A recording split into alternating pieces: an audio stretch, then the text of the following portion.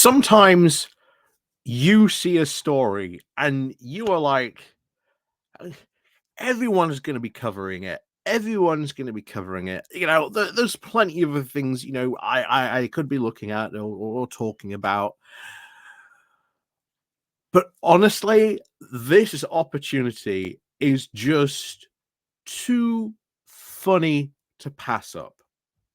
Because there are going to be some people, and I know there are going to be some people, oh, well, you shouldn't talk about Laurence Fox or his Reclaim Party at all, because that's just giving them more air, more breathing room, etc., etc. But when you've got claims from party insiders that Laurence Fox swans into work at 11 o'clock, goes for lunch at like 12:30, and then comes back at like 2 or 3 and then just sleeps for the rest of the afternoon, you've got to really question the efficacy of this particular party, because I don't think any particular leader or any politician would last that long if they started doing the kind of things that Laurence Fox has apparently done inside the Reclaim Party. Of course, we should point out that even though they are a registered business, just like Nigel Farage's party, their Reform Party, they have various things. They are a quote political party. They are registered, etc. Although they've got no candidates, and as we've found out recently, no members. How can you even have a political party with no members? Surely at this point, the Electoral Commission probably needs to step in and have a look at, the Reclaim Party, find out what's going on there, right? Anyway, we're gonna have a look at these insiders, and this came out from LBC, but oh boy, yeah, strap yourselves in because this is a doozy. This is a real doozy. So please do remember to click on the like, share, and subscribe button. And of course, down below, there are links to my Patreon page and an donation link called Buy Me Coffee, where you can buy me coffee. And of course, as always, thank you very much to all those people who do help and support the channel that way. This is, of course, the Pony Club as well down below. And of course, you can click on the YouTube thank you button as well. So let's head over to LBC when they covered this. Smoke-filled ego W Fest inside Laurence Fox Reclaim Party's split, caused by a Volvo Christmas card and MacBook. So cast your mind back to 2020. Laurence Fox had appeared on the BBC's flagship political program Question Time and was appearing on mainstream media outlets. This actor turned politician had an inevitable political opportunity when he set up the Reclaim Party in October that was bankrolled by the businessman Sir Jeremy Hoskin. The exposure, the funds, and the time, and at a time, a void on the far right of British politics, which the party could seamlessly slot into. An abstract, a substantial caucus of voters. But fast forward just a few years later, and this hasn't worked out as planned. And this ultimately, at the moment, is quite interesting because there is still really at the moment a massive vacuum on the far right. Like the far right of the Tory party is falling to pieces. They're infighting amongst each other. Reform is not, it might be doing somewhat decent numbers, but it's not really fulfilling maybe its main objectives. So when it does talk about, oh yeah, there's a massive opportunity for the far right, he is right at some point. So the electoral tests have also been uninspiring at best. Reclaim's leader Laurence Fox stood for London Mayor back in 2021 and received just 1.9% of the vote, losing his £10,000 deposit. And to be honest, even 1.9% of the vote is far too much for Laurence Fox. That even though 1.9% is hilarious, given, of course, when he was, I think, beaten by Count Binface, who got more votes than him, from what I remember off the top of my head. I might be wrong about that. So, it is also not a requirement to be a member of the performing arts in order to stand for reclaim, but it clearly does help. Just a few months later, the party would face another electoral test, leading to a calamitous result in a Scottish parliamentary election in Glasgow. Comedian Lo Kersey came 18th with just 114 votes, or 0.3%. Clearly, this this party is doing very well, but we haven't even got to the best parts yet. In a campaign where he said that, quote, wokeness and extreme nationalism were only acceptable discourses in Scotland these days, Kersley Case is obviously no longer a representative of the party. Another key figure who left the party was Martin Dewberry, a former journalist and MEP, and at one point was even the deputy leader. Dobby, who Mr. Dunbury, there we go, who stood in North Shropshire at the election, finished 7th, losing his deposit with less than 1% of the vote. And he has now left Reclaim. The party's unelected leader did improve in percentage terms on his London mayoral result at the 2023 Uxbridge and South Ruislip election following the resignation of Johnson. Fox managed to get 2.3% of the vote, which was still less than half of the 5% needed to retain the deposit.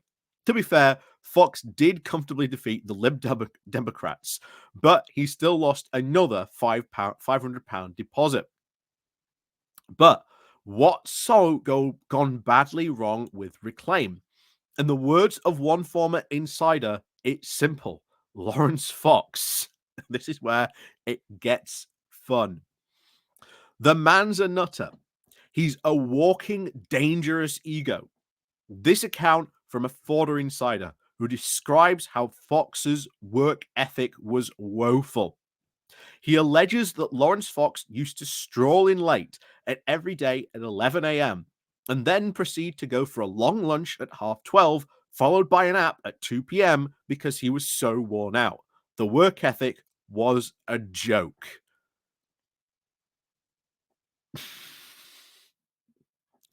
Seemingly, when Mr. Fox was present at Reclaim HQ, it also actually caused more problems than it solved.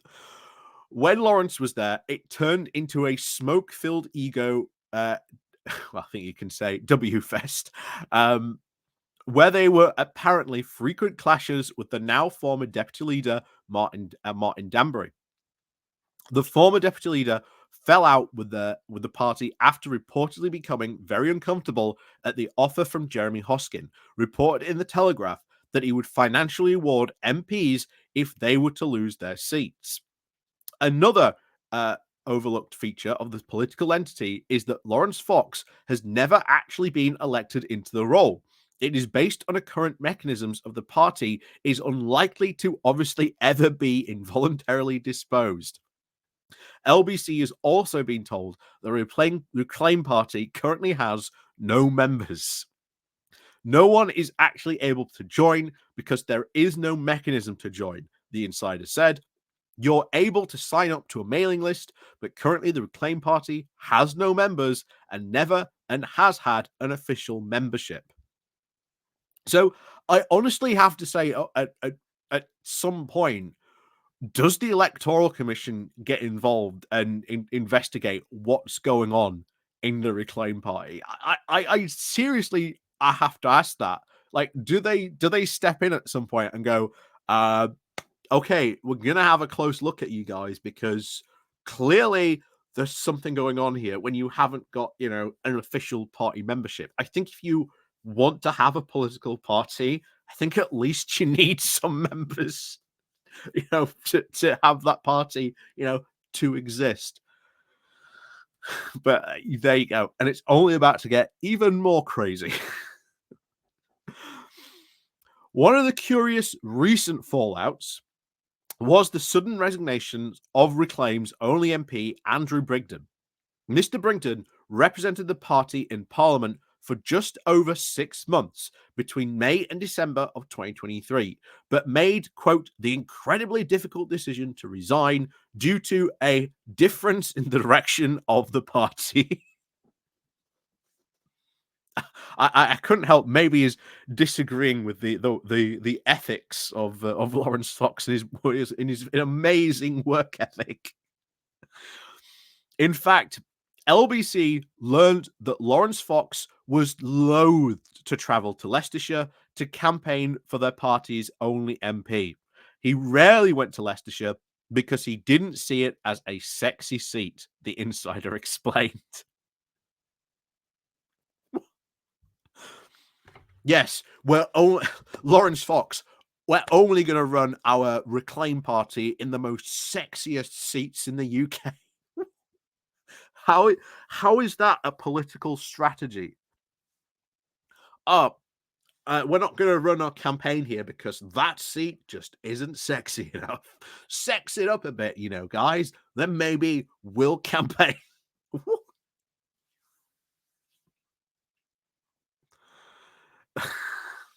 And remember, this guy's got a following, and these people seriously think that he's, a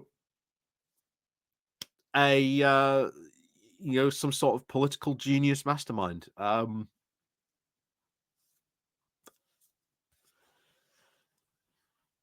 world's a funny place sometimes. Anyway, conversely, Mr. Fox was also reportedly terrible at campaigning, so Andrew Brigden welcomed his lack of canvassing. Laurence Fox was also reportedly more interested in his well-paid dog walker than his only MP. He is also hated that he was not the main man when Andrew came in, and he was very clearly jealous. There was a ridiculous situation where Laurence couldn't be asked to go and campaign for his party's only MP. Those were the tensions between Fox and Brigden that started. The relationship between Fox and Brigden began to sour, and at one point, a torrid December, pushing the former Conservative MP over the edge due to two incidents: Christmas card and Christmas trees. Firstly, Andrew Brigden was said to be royally pissed off when his official Christmas card came to constituents in northwest Leicestershire contained a significant spelling error with regards to his own name. Voters wished a Merry Christmas from one Andrew Brigden. I'm not really sure how you pronounce that. Curse my dyslexia, but there you go. Secondly, as it was reported online, I am told it is indeed true that the straw that broke the camel's back was a Volvo XC90. A vehicle which was a company car had Laurence Fox as its primary driver, but was lent to Andrew Brigden for a few days to complete constituency work. According to an insider, Fox got bored and wanted to use the car earlier than agreed to try and drive a Christmas tree to his personal address. When Mr. Brigden refused, his party leader threatened to involve the police. So you've got an MP going out, doing his job, working for your party, and you decide you want the car back earlier. Bear in mind, this guy gets, as we understand, quite a significant amount from from his from Jeremy Hoskin. You'd think maybe Fox could afford an Uber. But there you go. So so this one incident which infuriated some supporters of the party involved also a young trainee producer who was not paid particularly well and used to edit videos for us.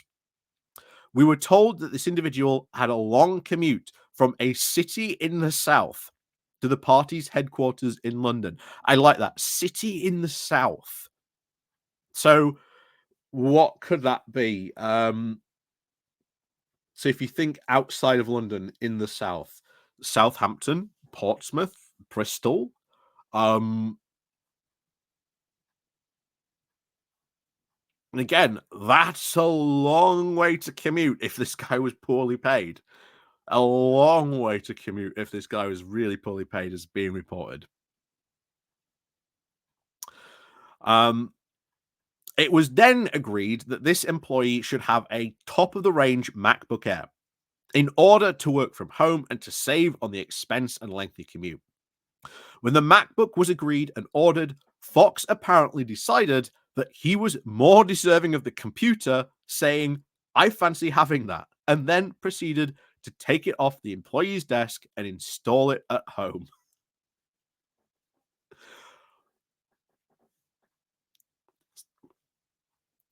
Honestly, I would not be shocked if the Electoral Commission gets involved. I would not be shocked if they decide to do an investigation into the Reclaim Party after some of these reports. But there you go.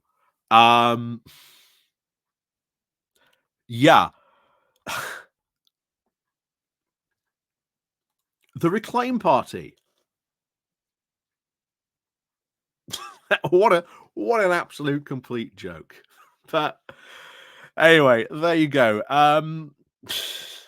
Honestly, these are hilarious. And apparently Fox is potentially summing up another run um of the party. And oh yeah, one of the other things is why is um this guy Jeremy Hoskins like continually to fund Fox and this party.